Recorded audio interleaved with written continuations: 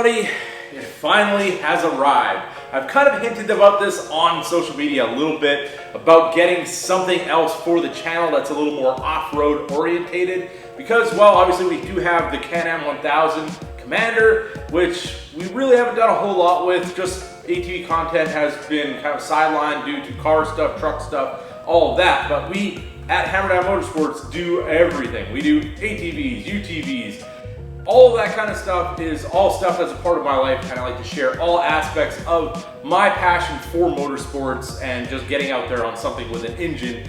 And this is another addition for that for the channel. So what we're looking at today, we have my 2022 Can Am Outlander 570 XT Max model. Now the reason for getting the Max is I have two little kids. They love going for rides with me, and this is a safe way that they can ride on the back of the four-wheeler with me. I mean, obviously they ride the side-by-side, but it's a totally different experience, but we'll get into that.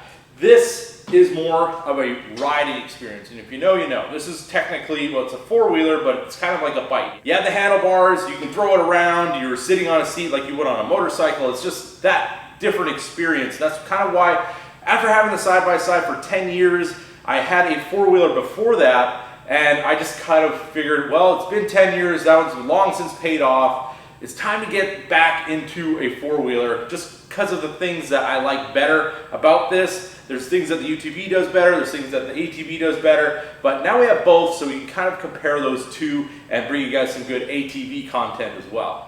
So yes, this is a 570, and there's a reason why I went with that. There is a 450 available, there's the 570 available, there's a 650, there's an 850, there's a 1000. So yes, I could have gone crazy and bought the 1000 and had the biggest power model and all that. The problem with that is right now, buying in 2022, I put in the order for this in the 2nd of February of this year, and I just got it now. So it's pretty near the middle to the end of August, so it took quite a bit, over 7 months to get this machine to my garage from the initial ordering process. And also, the 570, it's a V-twin, it's kind of middle of the road, and I really wanted to get there with people that, you know, are wanting to get into ATV, they want to buy a new machine, but they don't want to go crazy and spend $16,000 plus on buying the biggest, baddest machine out there. And just to kind of show how, you know, a guy my size, obviously I'm 6 foot, little over 200, and this machine, I've been riding it for 2 days, and I really have never felt that it was underpowered or anything like that. And I just kind of want to go through that experience with you guys. If you guys are in the market to buy one of these machines, whether to go with a bigger machine or if you can get everything you need out of something in a smaller package. So now you might be wondering, what is a machine like this cost in 2022? Well, the initial MSRP is somewhere in the mid $10,000 range, but after you get your setup fees and your shipping and all that kind of stuff, there was no markup from the dealership, but at the end of the day, it was around $11,600 and change for this, with our state taxes, title work, all that kind of stuff, out the door, on my trailer, in my shop, ready for me to ride. That's a realistic price for this. Now, you might say, well, for another $4,000 or $5,000, you could have got the bigger one. Why wouldn't you have done that? It's like, well, then you're gonna add all those fees on top of that, and you're probably gonna be tipping the scales towards the $18,000 mark by the time you get that thing home. So, I mean, it can be a little bit pricey when you start getting into those bigger models. And also they said if you're ordering the 850 to the 1000, there's a lot more electronics on those units, and with the chip shortages and all that kind of stuff going on, it's just a little bit easier to get the lower models just because they are a little bit more simple. And basically, if you want to get something a little sooner, the 570 is a little bit of a quicker order time. And by quicker, I mean 7 months to get a ATV. Because when I ordered the Can Am Commander 1000, I ordered that one brand new, and I had it, I think, within 2 weeks. It was less than 2 weeks from the time that I said I wanted it to the time I had it at home. So yeah, it's 2 weeks to 7 months within 10 years. I think we need to fix something. All right, so let's get a closer look at this thing. In the front, you can see we do have these single headlights on either side. These are high and low beam, and they are halogens, so they're kind of dim. I mean, they're not terrible. You can ride around and basically see what you need to do, but if you want to upgrade those, you definitely can. If you want to add light bars or anything like that, pod lights would probably help out as well, but we're just kind of looking at this thing in its stock form, and if you know anything about the channel, well, we don't leave anything stock. So we got some plans. We got a pile of parts sitting right over there. You probably already saw, and we're going to be doing some fun toys on this machine as well. We do have the stock Carlisle tires with the alloy gloss black wheels, which are decent. I mean, I've never had any trouble so far. I haven't really had any mud. This is basically just 2 days of riding around on my yard, not really getting it into anything crazy at all. And these tires, I mean, they're definitely doing the job that they need to do, and I don't really have any complaints thus far, but you never know. We'll see how they wear and all that, whether we're gonna change these out for something a little bit more aggressive.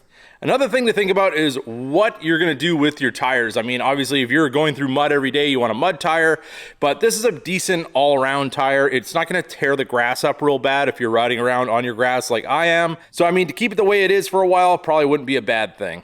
Just to reference, on my Can Am Commander 1000, we do have swamp lights on it, and they definitely shred the grass. So that is one reason I don't really ride this around my yard too much, because these things are fairly aggressive. And if you're spinning and doing the 1000cc stuff, you could definitely trench up your yard pretty quick. So now, as you can see, we do have the longer wheelbase on the Max XT, and it is nice to have. Obviously, you're not going to have the same characteristics as the shorter machine.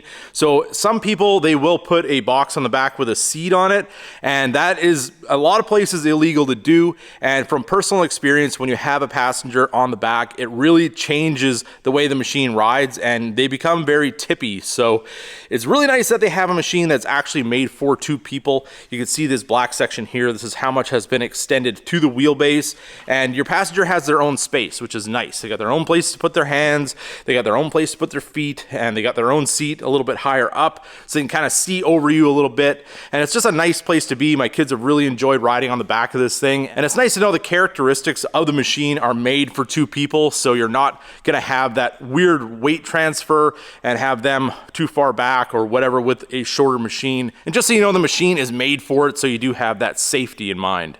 As for our color, we do have the Oxford blue, and I really like the way this color looks. You can see in the light, it's got a little bit of sparkle to it, and it's just very nice. It shows all the lines of the machine. It is offered in a green, and I believe a camo as well, but I figured 4 out of those choices, the blue is the one I was gonna go for. Almost similar to the B5 blue in the Dart, but I really like the way that this machine looks in the Oxford blue. Then we have our brake right here, and the grips, they seem really nice. I mean, if you have sweaty hands or whatever, they do have enough grip. But I mean, obviously there is some aftermarket options if you want to go to a Pro Taper bar or something like that. But so far, riding position for me has been pretty good. It's a little on the lower side from what I would expect. A lot of the Can-Ams I thought were a little bit higher up, but we can always revisit that in the future if I go on long rides and I figure there needs to be something done about this. But for now, stock situation seems to be pretty decent. Right here, we do have our key. This is a non-coated key. It's just a regular one. It's not like the one on the Commander, which has a chip in it. And on that machine, we had 2 keys. One was a lower power key, one was the higher power key. This is just one and done. Goes in there, turn that on. This is our dash display. We have our heat gauge, we have our fuel gauge, we have our mileage, we have our speed, we have our gear position, and then you can cycle through and you can see your hours and all that kind of thing. Then over here we have our shifter. This is just plastic. There's no rubber coating or anything like that, but it seems pretty easy to use. It's in a nice position. It's not, you don't have to reach too far forward or anything like that. It is a little sometimes harder to get it into gears and whatever. You kind of got to shake the machine, but I think that's just kind of the characteristics of this CVT system. And also we do have the dynamic power steering, which is really nice. I mean, if you're riding slowly or whatever, you could turn the bars very easily. Not a lot of input as far as, you know, working your shoulders and stuff. If you're going on some crazy terrain, some of the other machines that don't have power steering, you get a little bit more feedback through your handlebars into your arms. And if you're getting a little older like me, well, it always is nice to have that little bit of power assistance while you're going through some stuff, so you're not pounding your shoulders out at the end of the day. Basically, your arms are like wet noodles. So now over here on the rear of the machine, we do have the nice bumper here. We have a nice rack like we do on the front, and then we have some storage in here with a little bit of a gasket. Shouldn't be too crazy unless you get this thing submerged, but from what I hear, it does get pretty warm because of the exhaust being right below this. So I wouldn't want to put my water bottles in there necessarily. They probably get pretty warm, but it does have the center light instead of the one on either side, which, I mean, it looks fine. It would be nice if it had it on either side, but you never know. We might be able to retrofit or do something custom later on. One thing that I don't like about it necessarily, I guess we can go into just a couple of initial dislikes within the first couple of days. And I mean, these are all small things that we are going to remedy, but we do have this. This is my license plate, and we do have zip ties. This is how the dealership put this on. This is not the way I like it. So obviously we do have a mod that we're going to do. So we're going to mount the license plate properly, and we're going to go through all that on another video. And then I don't really care for, I mean, I don't really pull trailers with an ATV, but it would be nice to have a receiver on there if you want to put accessories in.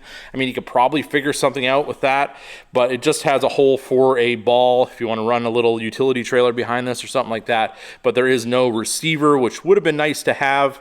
And the headlights, I mean, they're just the single on either side, and then they have a high and low, and they're halogen, so not really a big fan of halogen lights on something in 2022 that was over $11,000. I mean, LED lights aren't that expensive. I think they could have splurged a little bit, but I mean, that's just my opinion. Always things that we can address.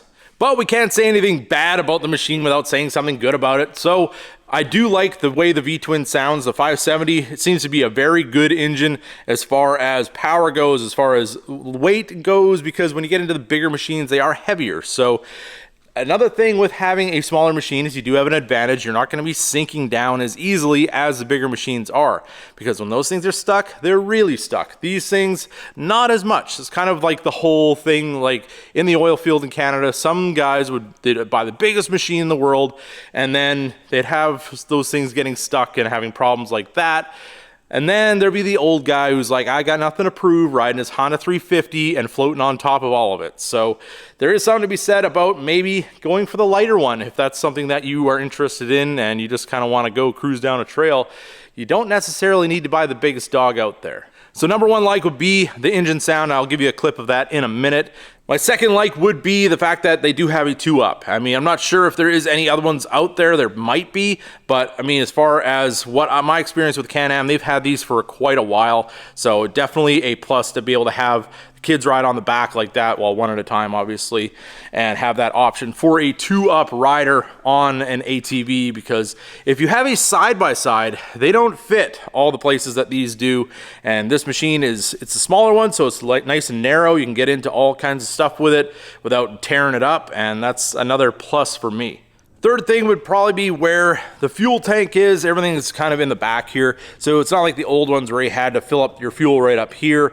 They do have it over there. And it's nice because it kind of disperses the weight a little bit better. And just the handling characteristics of this ATV are really, really good. And that would be my third favorite thing so far.